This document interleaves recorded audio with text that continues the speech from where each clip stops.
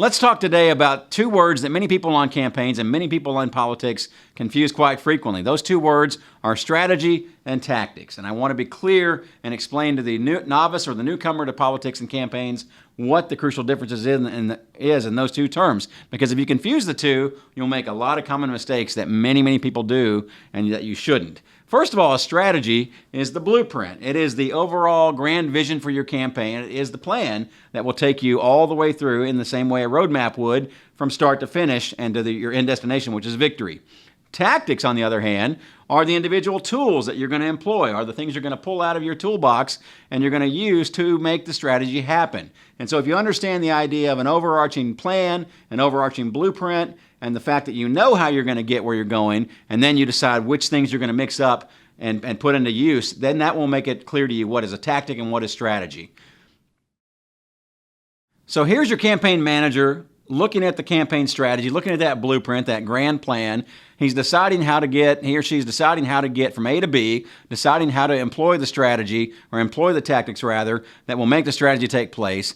And they're going to do that in very many different ways. They're going to look at that whole campaign. They're going to look at the fact that they've got to get X number of votes with Y number of volunteers in Z many days, and they're going to do it all and put it together and mix and match the techniques and tactics that work the best. And so the strategy will change, but not too much over the course of the roadmap, over the course of the campaign.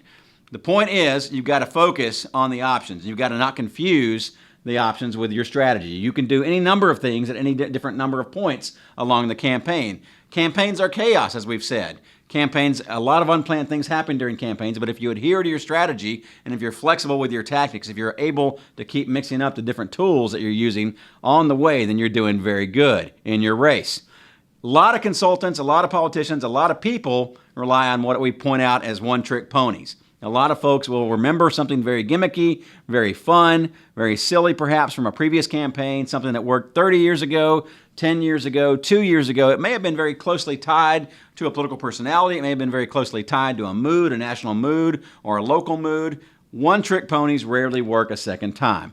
A gimmick, a slogan, an issue is rarely ever repeated twice. We call that catching lightning in a bottle a second time, and it just doesn't happen very often in campaigns at all, which is why you've got to have that overarching blueprint. It's why you've got to sit down with your kitchen cabinet and your trusted advisors at the start of the campaign, communicate your grand vision and your plan to your campaign manager and your campaign staff underneath them, and then decide how much flexibility, how many different tools you can use in your campaign that will help you actually achieve that victory you're looking for. After all, your strategic goal is victory every single time you put your name on the ballot.